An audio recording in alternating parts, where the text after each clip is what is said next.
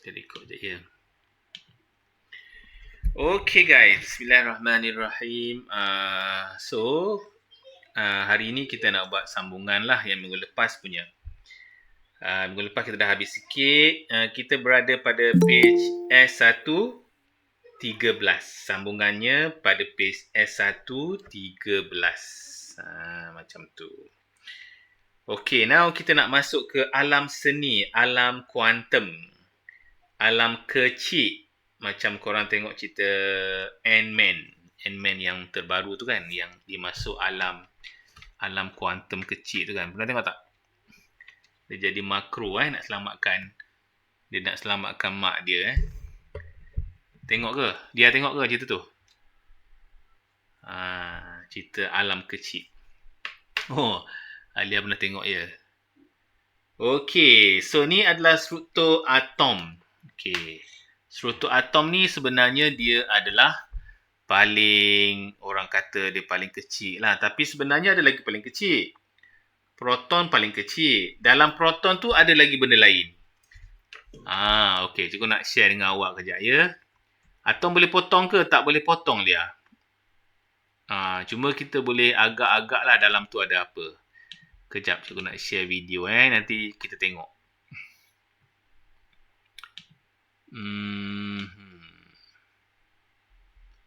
Kita tengok ya. Macam mana bentuk dia.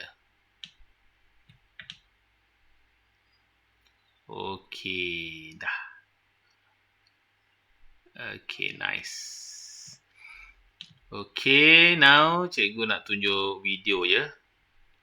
Nak tengok macam mana rupa proton ni. Okey, nampak tak? Dah nampak belum? Dah boleh cikgu play tak? Cikgu play ya. Okey, ni sebenarnya adalah atom. Yang bulat besar ni daripada atas. Ni bulat besar ni. Yang luar ni kan. Ini semua ni adalah atom. Dalamnya adalah ni. Tengah-tengah ni nukleus. Tengah-tengah ni nukleus. So, jom tengok sikit. Macam mana rupa atom ni. Ni ada model. Kita tak pernah jumpa lagi lah atom yang sebenar. Ini adalah teori atom. Maksudnya kita agak-agak mungkin bentuknya macam ni lah. Okey, neutron, elektron ini elektron ya. Elektron ni sentiasa berpusing. Dia orbit kita punya nukleus. Ni kita punya nukleus kita. Okey, jadi kita punya elektron bergantunglah. Ada yang banyak, ada yang 2 saja, ada yang 3, bergantung. Ada yang banyak. Kalau lagi banyak, lagi besar lah atom tu. Okey, dan atom ni dia boleh bercantum dengan kawan dia. Nampak tak? Dia bercantum dengan kawan-kawan dia. Nampak tak? Dia bercantum lagi. Jadi kalau kita ni, manusia ni, bayangkan berapa bilion atom yang kita ada untuk bercantum menjadi manusia. Berapa banyak atom bercantum untuk menjadi organ-organ. Okey. Faham tak sekarang? Nampak dah? Okey, now kita cuba tengok kalau manusia macam mana manusia, ada tak? Ni tengok-tengok. Kalau manusia macam mana? Kita try zoom manusia, rambut manusia. Okey, dalam rambut manusia kita zoom lagi. Nampak keratin-keratin rambut. Okey, 100 nanometer.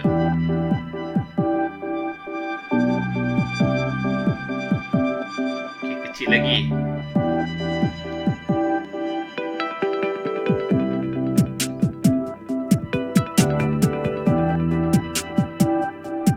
Kecil lagi.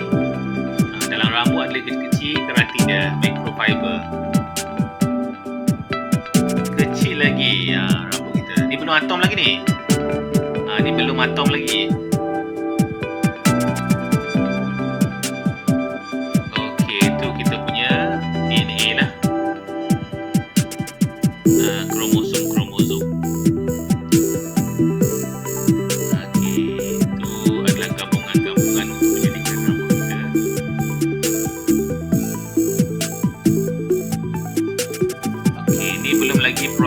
Belum lagi atom. Okey. Ni dah atom kat bawah, nampak tak? Elektron orbit. Ni baru atom ya. Okey, dalam atom. Kita zoom lagi dalam atom. Dalam atom adanya nukleus. Nukleus tengah-tengah tau. Okey, nukleus tengah-tengah. Ingat, nukleus ni ada proton, ada neutron. Ingat boleh kita punya elektron dah terlepas dia elektron kita yang berpusing-pusing tu dah terlepas. Ni kat dalam ni ada nukleus kita terdiri dari proton dan juga neutron. Okey, kita tengok lagi. Dalam proton ada apa?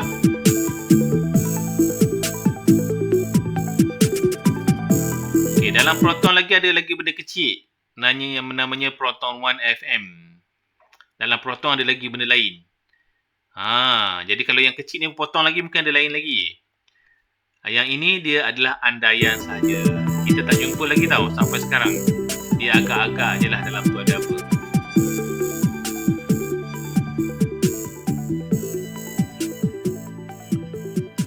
Okey, sekarang dah faham belum ceritanya? Okey, dah faham? Macam mana nak jumpa dia? Memang tak jumpa lah dia kecil sangat. Memang sampai bila-bila tak jumpa. Tak tahulah akan datang kan ada teknologi yang halus. Mungkin bolehlah jumpa. Tapi buat masa sekarang itu adalah teori sahaja.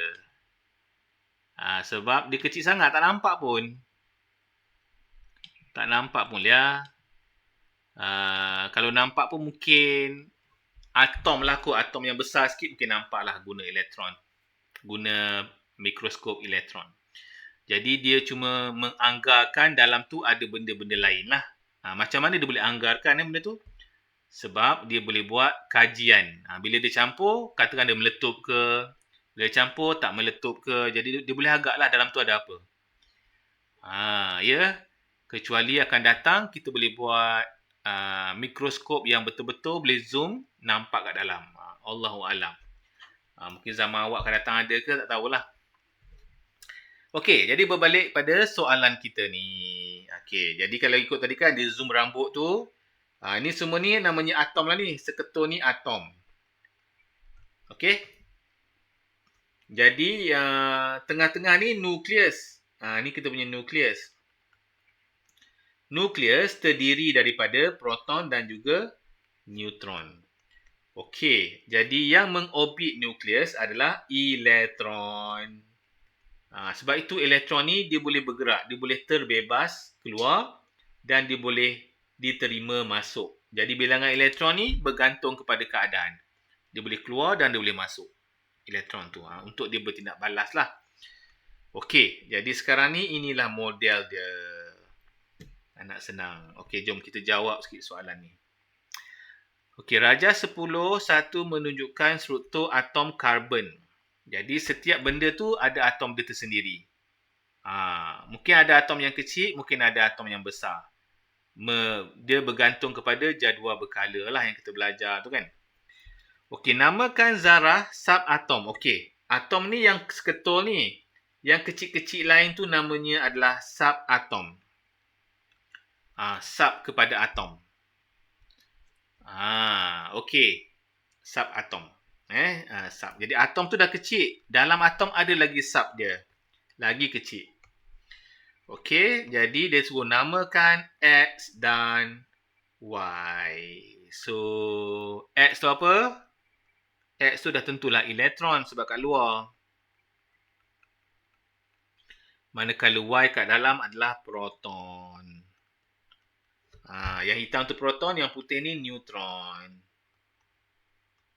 Okey? Alright, sampai sini. Korang nak tanya apa-apa tak? Pasal model proton ni. Nak tanya-tanya dulu sebelum cikgu move kepada benda lain.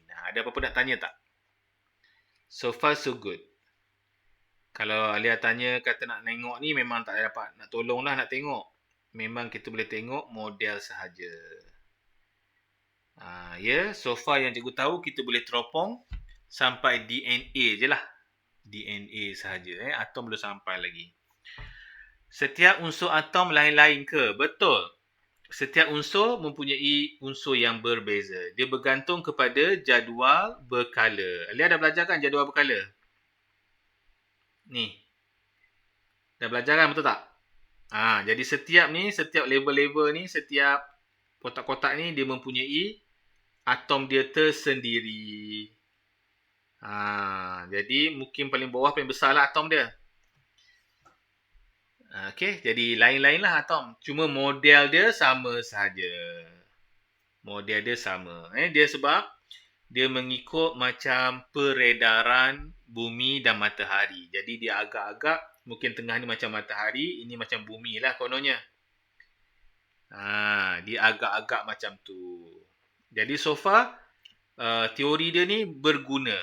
Sebab bila dia buat eksperimen dengan teori tu berjaya. Jadi dia percayalah teori yang dia buat ni betul. Okey, Irfan nak tanya apa, Irfan? Bima Sakti kita berkembang ke? Ya, Bima Sakti kita berkembang. Bima Sakti tu adalah kita punya galaksi. Sedang berkembang, ya. Kalau ikut teori sains, kita punya alam semesta ni bermula dengan Big Bang. Pernah dengar Big Bang? Big Bang tu permulaan alam kita ni. Big Bang tu ni untuk penciptaan angkasa. Big Bang tu dia bermula daripada satu titik. Sebelum ada angkasa kita ni, sebelum ada universal, ni menurut sains lah. Menurut orang Islam ni dah tentulah Allah yang ciptakan. Betul tak? Menurut teori sains, kita punya alam yang besar ni bermula dengan satu titik. Satu titik. Lepas tu titik tu dia macam berkembang dengan letusan Big Bang namanya. Dia bagi teori sebagai teori Big Bang. Bila Big Bang tu dia meletup, jadi titik yang kecil tadi dah berkembang menjadi alam semesta. Jadi kita punya alam ni sentiasa, lepas letupan tu alam kita sentiasa berkembang.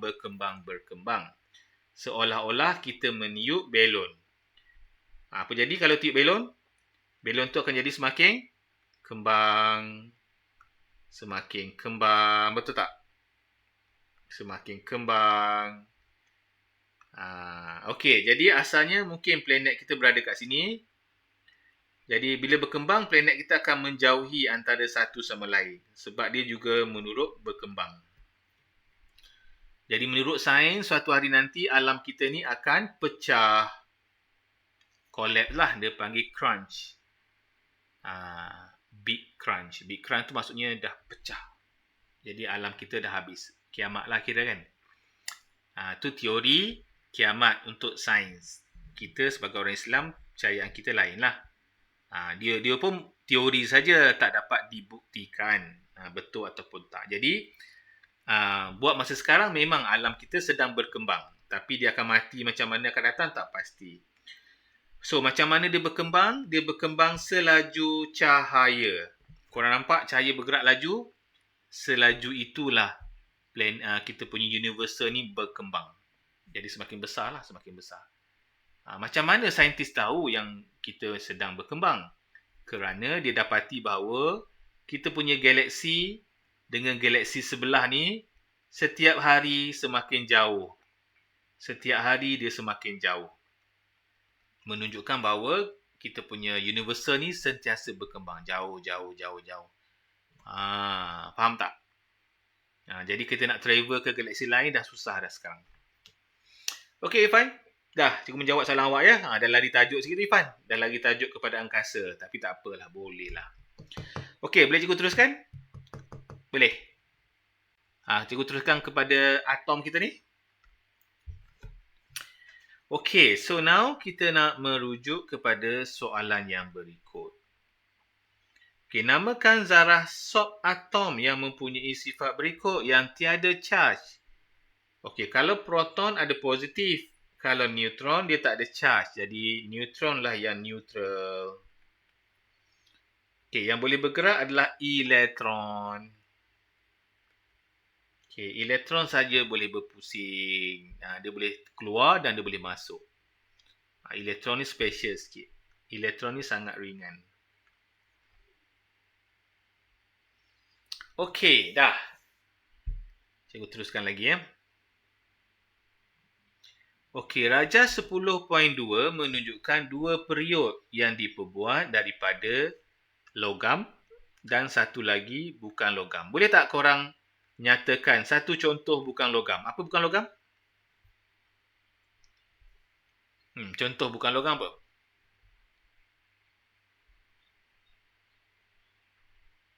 Sulfur. Yes, sulfur bukan logam. Bagi yang senang-senang lah, Alia. Contohnya plastik, kayu, tanah liat. Itu semua tu bukan logam. Getah bukan logam. Kalau logam ni macam emas, perak, besi, itu semua logam. Okey dah. Jadi kat sini periuk ni mungkin dibuat daripada logam dan juga bukan logam. Soalannya, bandingkan dan bezakan periuk logam A dan periuk logam B. Jadi kalau diminta banding dan beza, kita akan jawab dua lah. Karbon bukan logam, Alia. Karbon bukan logam. Contoh karbon adalah pensel kita tu. Pensel yang kita tulis tu kan, yang kita sharpener tu, yang hitam tu, itu contoh karbon. Dia logam tak? Tak, dia bukan logam. Dia macam arang je kan. Okey, contoh karbon. Okey, lagi. So, bila soalan ni ada bandingkan dan beza, korang kena buat dua jawapan. Iaitu yang pertama, carikan persamaan. Yang kedua, korang kena buat perbezaan. So, ada dua lah kat sini ya. Satu bandingkan maksudnya beza satu, persamaan satu. Okey, untuk persamaan, korang kena start ayatnya adalah kedua-duanya. Kedua-duanya. Ayatnya mesti ada macam tu. Okey. Jadi, apakah persamaan dia ni? Nampak dua-dua ni periuk kan? Jadi, mestilah dia nak masak. Jadi, persamaan dia, kedua-duanya, ataupun kedua-dua logam A dan B, kedua-dua logam A dan bukan logam B, mengalirkan elektrik ataupun dapat mengkonduksikan elektrik.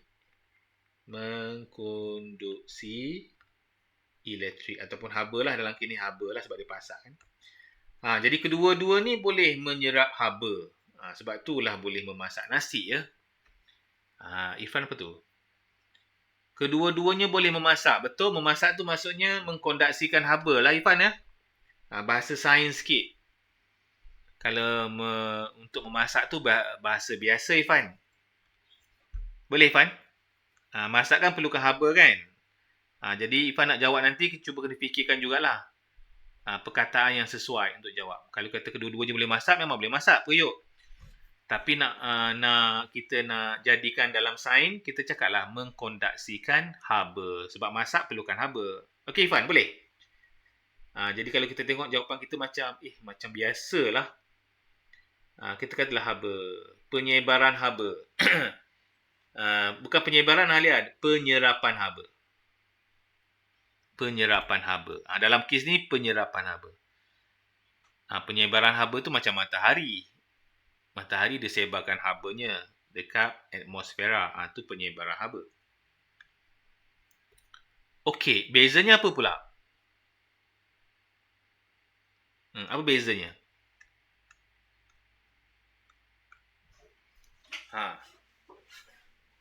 So, kita boleh kata logam boleh ditempa.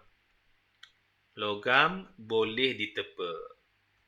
Logam A boleh ditempa. Tahu tak ditempa tu apa? Ditempa tu maksudnya dibentukkan lah. Dibuat acuan, boleh dibentukkan. Periuk B ni tak boleh ditempa. Tak boleh ditempa. Tempa tu maksudnya kita buat keris kan. Kita bengkok-bengkokkan dia, kita kemek-kemekkan. Itu maksudnya tempa. Kalau kita guna tanah liat boleh ketuk-ketuk tak? Boleh tak kita tempa dia? Ketuk-ketuk jadi kemek-kemek. Tak boleh hancur. Itu namanya temper. Tapi tanah liat nak jadi bentuk macam mana, kita kena buat acuan dia kan. Buat acuan dia baru jadi periuk. Masuk temper ni kita boleh ketuk-ketuk, boleh kemek-kemekkan dia. Okey, manakala bukan logam B tidak boleh ditemper.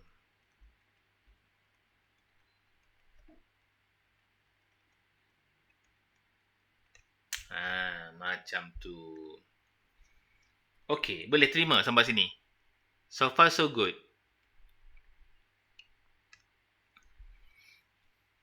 Bila sebut bandingkan, kita buat dua. Satu yang sama, satu yang beza. Okey lah, ada apa lagi nak tanya tak? Boleh diteruskan?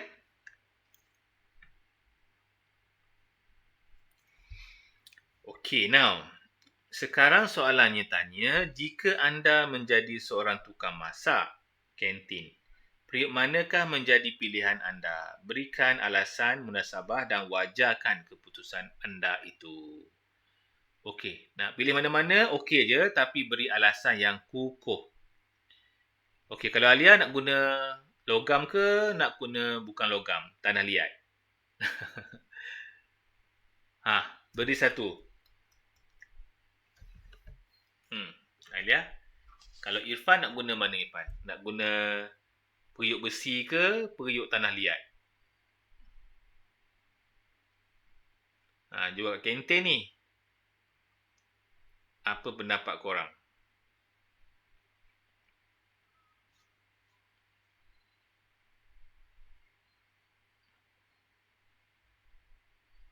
Alia macam mana?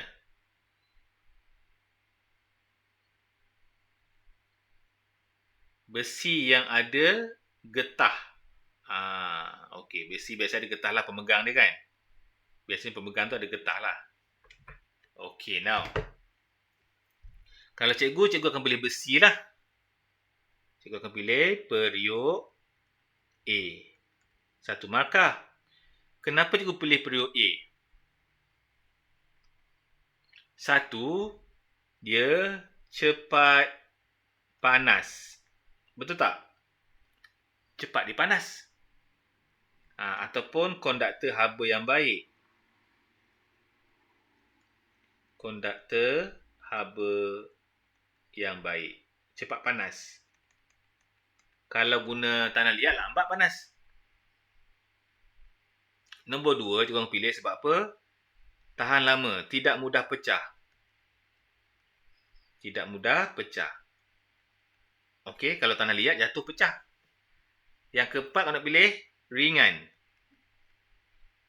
Tanah liat berat. Ringan dan mudah dibawa. Okey tak? Ada lagi tak lagi? Jawapan lain. Banyak jawapannya sebenarnya. Okey Alia. Kalau Alia boleh guna tak besi? Ke nak guna periuk tanah liat juga? Tak puas hati. Nak juga guna tanah liat. Lebih mudah basuh. Betul. Lebih mudah nak basuh. Nak basuh tu kena angkat-angkat. Irfan, jadi mudah nak bawa lah, ringan kan? Okey, bagus. Dia nak 3 markah je. Jadi korang plan lah 3 point. Okey, seterusnya D.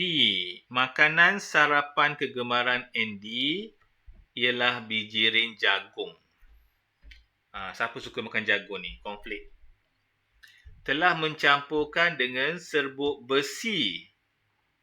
Telah bercampur dengan serbuk besi. Anda dikendaki untuk mengasingkan serbuk besi tersebut daripada bijirin dengan menggunakan alat dan radas seperti berikut. Alamak, kalau cikgu campur serbuk besi ni, cikgu buang je. Nak makan takut termakan besi kan? Lagilah naya kan? Tapi tak apalah. Eksperimen ni, dia nak kita asingkan dia. So, dia guna magnet. Ada sini ada magnet. Kita ada pembalut plastik. Kita ada lesung dan alu. Macam mana ni? Betul kalau cikgu buang je. Betul lah Ifan. Dah lah, nama pun soalan Ifan. Dia sajalah. Tapi kalau kita terdesak macam mana? Kita terdesak. Duduk dekat pulau ke, kapal pecah, ada benda ni makanannya. Nak tak nak makan juga. Betul tak Ifan? Okey, menggunakan kemahiran anda, kemahiran proses sains, huraikan prosedur berikut dalam ayat. Okey, ada lesson ni kan? Mesti nak kena hancurkan ni. Okey. Ni ada plastik ni mesti nak kena bungkus. Mesti nak kena bungkus ke balut ke. Magnet ni mesti nak lekat pada besi. Tu yang kita dapat idea. Okey, mula-mula kita kena hancurkan biji rin sebab dia campur dengan magnet besi kecil-kecil ni. Guna semua bahan yang diberikan ya. Jadi kita kena hancurkan biji rin dengan menggunakan lesung.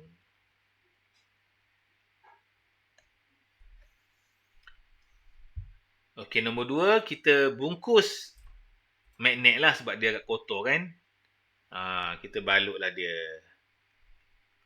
Okey, balutkan magnet. Okey, magnet bar ni dengan pembalut plastik. Okey. Okey, 3. Dah tu kita ambil magnet, dekatkanlah magnet ni. Okey, dekatkan magnet. Magnet bar dengan biji rin yang telah dihancurkan.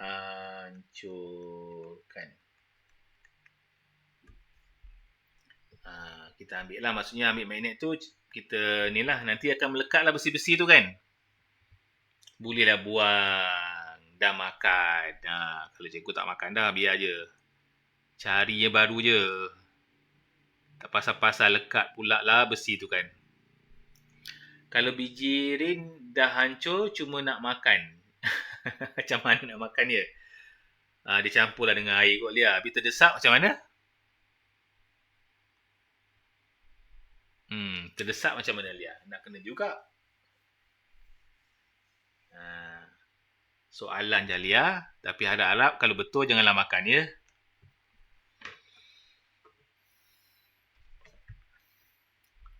Okey, dia dah salin dah Lia. Boleh cikgu teruskan dia? Okey, dia nak tanya apa tak dia? Ada apa-apa tak soalan yang bermain di fikiran?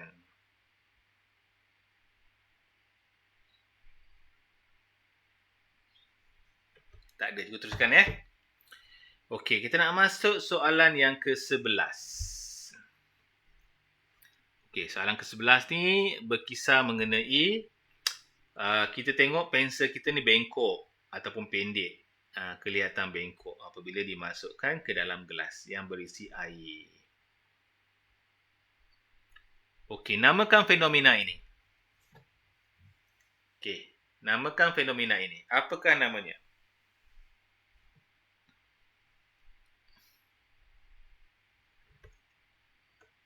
Siapa ingat? Jawapannya adalah pembiasan cahaya. Betul. Pembiasan cahaya. Okey, bagus. Tahniah ya. Agaknya kenapa dia nampak pendek ya, Lia? Kenapa dia nampak pendek ya? Apa sebab dia?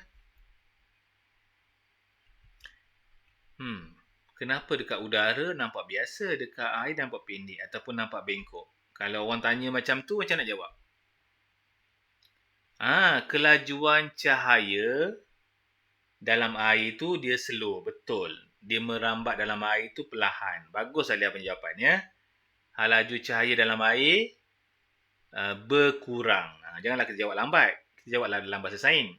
Laju cahaya dalam air berkurang. Tapi kalau nak jawab dengan kawan boleh je kan Laju cahaya dalam air lambat. Kalau dekat udara laju, cepat. Okey, bagus. Jawapan Alia tu boleh diterima. Okey, nombor 2. Dengan menggunakan gambar rajah sinar, terangkan mengapa fenomena ini berlaku. Air, udara. Okey, cahaya daripada air dia nak keluar.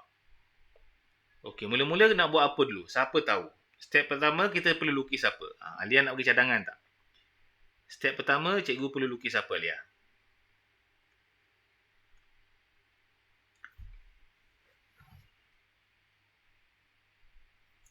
Siapa nak bagi cadangan? Soalan ni popular juga ni. Tak ada idea. Step pertama kita kena lukis garis norma iaitu 90 darjah. Garis norma. Okey, Lia ingat Lia? Boleh?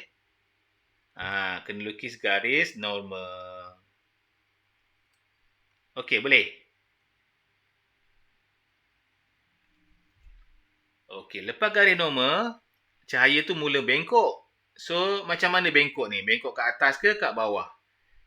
Dia bengkok mendekati norma ke dia bengkok menjauhi norma? Macam mana? Asalnya kat sini, sudut kita kan? Kalau dia keluar ke udara, dia mesti menjauhi norma. Dia kena jauh lagi norma. Kalau dia masuk dalam air, dia mendekati norma. Jadi, bila nak lukis gambar kita yang keluar ni, kena jauh daripada norma, guys.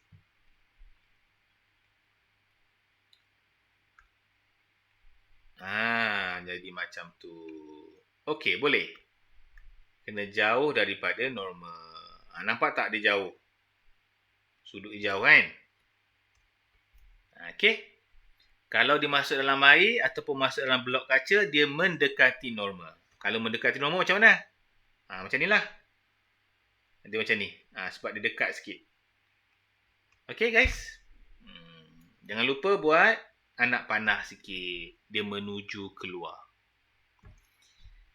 Okey, soalan. Barulah nampak markah penuh. Jangan lupa buat garisan norma. Baru lukiskan dia menjauhi norma. Okey. Boleh salin. Boleh lukis. Boleh lukis dulu.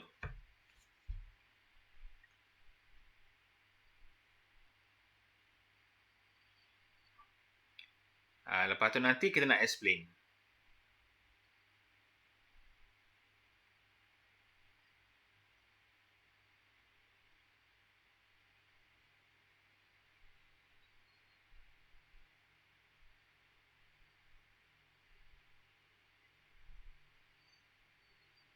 Dah.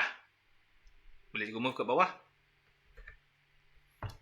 Okay, now kita nak explain. So, penerangan dia macam mana? Okay, so yang pertama, kita nak terangkan dia. Pasal pensel tadi kan?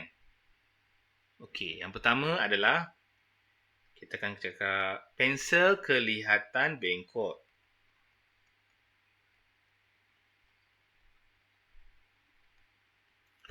Okey, sebab apa? Kerana cahaya ni dibiaskan. Sebab dia pembiasan kan? Dibiaskan menjauhi norma. Inilah perkataan yang kita guna ni. Menjauhi norma. Okey. Apabila cahaya kita nampak tu bergerak dari kawasan lebih tumpat ke kawasan kurang tumpat. Jadi air ni kawasan lebih tumpat lah. Ya. Udara ni kawasan kurang tumpat. Boleh? Macam tu. Dia bergerak daripada kawasan lebih tumpat ke kawasan yang kurang tumpat. Okey, nak tanya apa tak sampai sini? Boleh terima? Kalau nak bagus lagi buat bracket. Lebih tumpat ni adalah air, kurang tumpat ni adalah udara. Buat bracket. Supaya kita pun faham, cikgu awak pun faham. Jadi penting ya penggunaan ayat ni menjauhi norma ataupun mendekati norma. Dibias menjauhi norma atau dibias mendekati norma. Okey. Irfan macam mana? Irfan better sikit. Boleh faham tak ayat menjauhi norma ataupun mendekati norma? Boleh faham?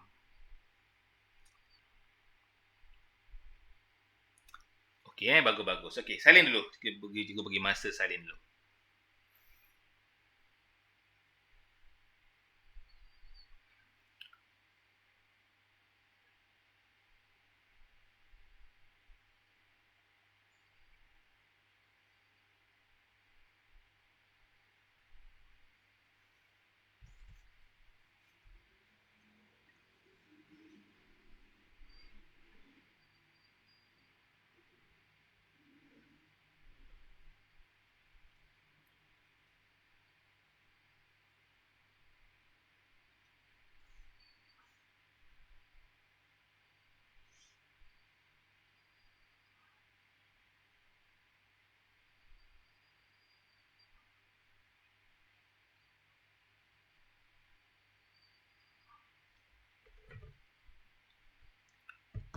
Okey, now cikgu teruskan. Boleh Okey, nombor 3 dia kata ramalkan keadaan pensel itu jika air yang ditukar kepada minyak masak. Terangkan. Okey, mana lagi tumpat? Terangkan. Adakah dia akan jadi lurus? Kalau guna minyak, adakah dia lurus? Tak jadi lurus juga. Sebab minyak pun tumpat juga. Jadi, apa yang kita ramalkan, pensel tetap bengkok. Pensel tetap kelihatan bengkok. Sama je lah. Tak ada berubah pun. Sebab apa kena bengkok? Sebab kedua-duanya mempunyai berlainan ketumpatan. Kedua-dua medium mempunyai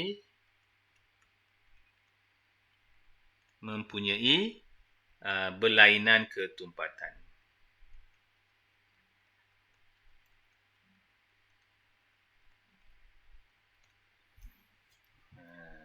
Okey. Macam tu lah. Kecuali kalau cecair yang sama macam udara. Barulah tak bengkok. Masalahnya ada ke cecair macam tu? Macam tak ada je cecair macam tu.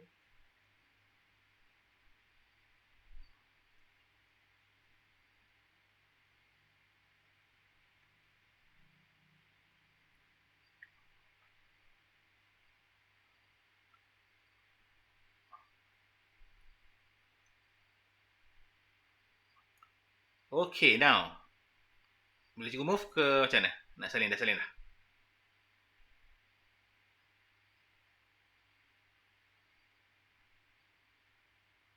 Boleh Okay, now kita nak masuk yang berikut. Okay, Zaidi berbasikal pada waktu malam. Berani betul ni. Dia dinasihatkan supaya memakai jaket keselamatan. Jadi terdapat 2 jenis jaket untuk dipilih. Yang ini jaket pantulan cahaya, yang ini jaket musim sejuk. Okey, jaket mana nak pakai ni?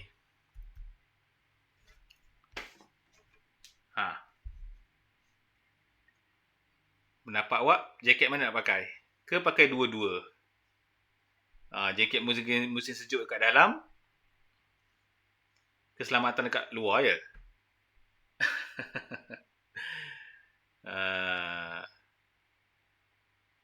Kalau boleh kita pakai yang keselamatan lah. Logik lah sikit pilih kan. Kita pilih logik lah sikit. Okey, jangan pilih dua-dua tau. Pilih satu saja. Okey, jadi pilihan macam mana? Zaid perlu memakai jaket pantulan. Jadi tulislah sikit. Zaid ke Zaidi tadi? Zaidi. Zaidi perlu memakai ataupun memilih jaket pantulan cahaya.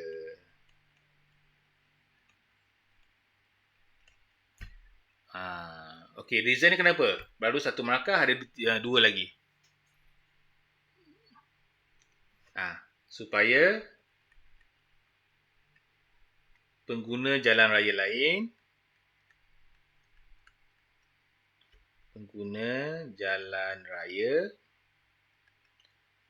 dapat menyedari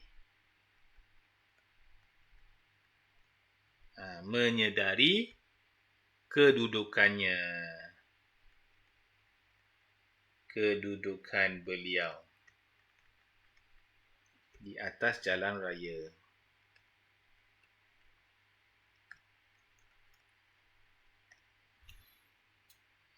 Selamatlah sikit. Sat-sat. Betul, tak ada orang melanggar dia. Kecuali orang sakit hati lah.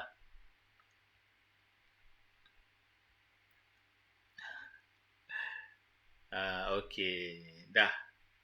Jadi hal ini menjaminkan keselamatan beliau. Okey. Jadi hal ini menjamin keselamatan beliau. Dah, 3 poin.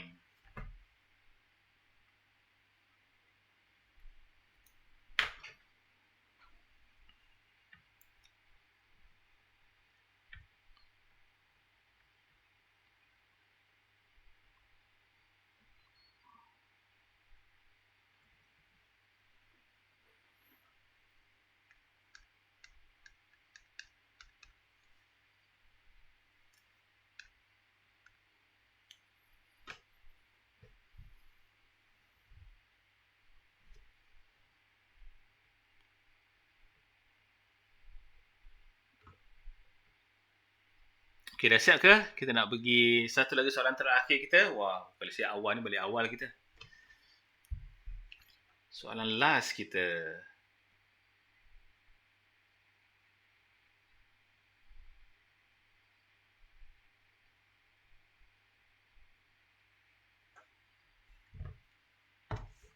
Cikgu move ya. Okey, ni soalan terakhir kan? Dah habis guys. Okey. Biasanya soalan ni akan diberikan satu soalan yang hujung sekali, dia akan bagikan soalan ni. Okey, Zaidi ingin membina satu model periskop untuk pameran sains di sekolah dengan menggunakan bahan-bahan berikut. Anda diminta membantu Zaidi mereka cipta model periskop. Kat sini dia bagi bahan-bahan dia. Sebuah kotak minuman yang kosong dan dah bersih. 2 cermin yang sama saiz. Pita telefon ni selotip lah. Dan juga gunting. Okey, so macam mana ni kita nak lukis ni?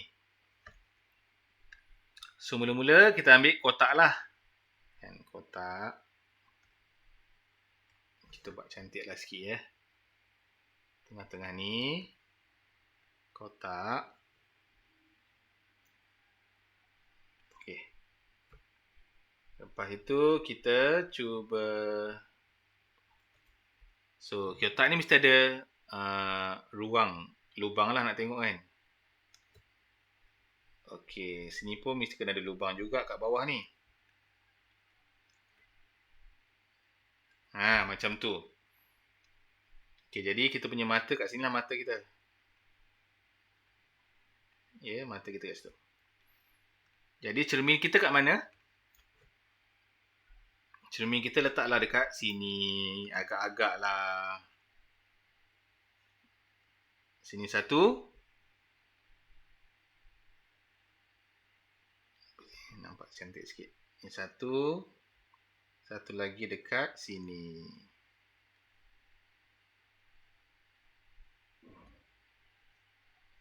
Alamak kecil kan. Tebal sikit. Dah. Betul. Alia pernah buat ke kat sekolah? Oh, okey. Lepas tu kena lukis cahaya datang kat sini. Okey, cahaya datang. Okey. Dan dipantulkan. Yalah, di-plug. Okey, so terkenalah pada mata. Okey, dah.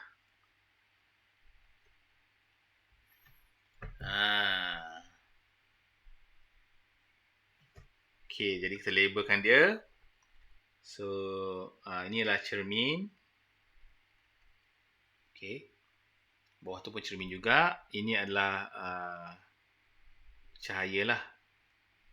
Cahaya matahari boleh ataupun objek pun boleh. So, yang ini kita akan lihat. Lihat objek ataupun image. Objek melalui lubang yang kita buat tu.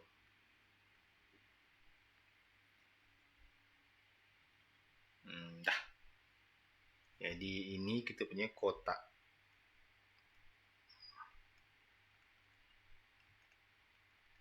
Apa lagi yang tinggal? Telefon tape tu kita bungkus-bungkus lah mana-mana yang patut. Kita cerita dekat penerangan ni. Macam navy. Macam navy pula. Untuk teropong pirate Irfan untuk teropong pirate. Dah boleh lukis. Nanti kita cerita sikit.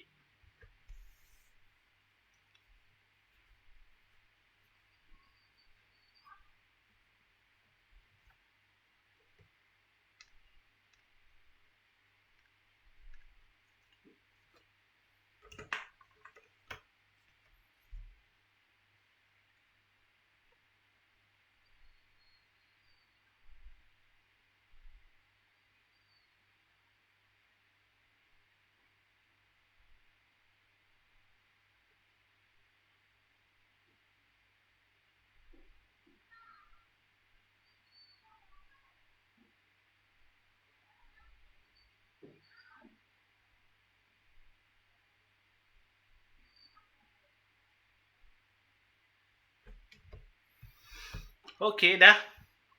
Kita cerita sikit Dia nak tanya bagaimanakah ianya berfungsi. 3 markah, 3 poin lah. Cikgu macam mana nak dapat full mark kalau suruh lukis macam ni. Kita lukis apa yang diperlukan. Apa yang diperlukan, lukis. Lepas tu kita ceritalah sikit kat bawah nanti. Gunakan bahan yang ada. Kena label sekali. Betul, label sekali. Label sekali. Betul? Boleh Irfan? Tak dapat penuh pun tak apa lah Irfan. Janji nampak hampir penuh. Kadang-kadang idea kita terhad kan. Kita dapat apa yang kita bayangkannya. So apa yang kita bayangkan kita tulis lah. Mudah-mudahan dapat semua markah. Okay, now kita tengok fungsi periskop ni apa. Yang pertama, kita punya periskop. Fungsinya untuk apa? Digunakan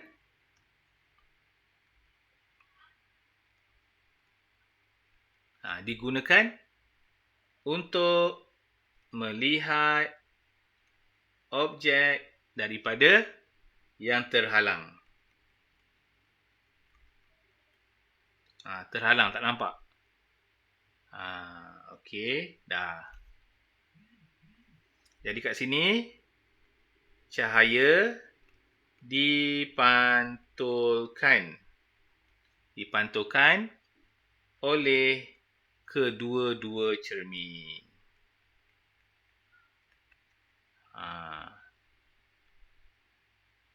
Okey. Kedua-dua cermin yang disusun secara selari. Dah settle. Jadi hal ini membenarkan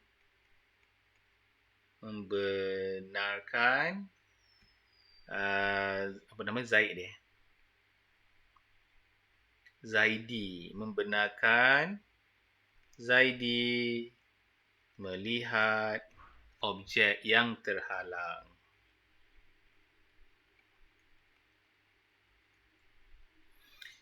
Begitulah. Alia, jangan lupa Alia, label sekali Alia. Label, kalau label jangan buat anak panah tau. Okey, contoh label ni kan, tiba-tiba korang buat anak panah macam ni. Jangan buat anak panah. Label biar kosong macam tu je, jangan buat anak panah. Label tak boleh buat anak panah, ya. Label biar dia straight line sahaja. Jadi kena ada idea jugalah, tak ada idea susah. Kalau kata tak ada idea pun, korang bedal je lukis. Kurang-kurangnya korang tak dapat 3 markah ke, dapatlah beberapa markah yang ada. Okey.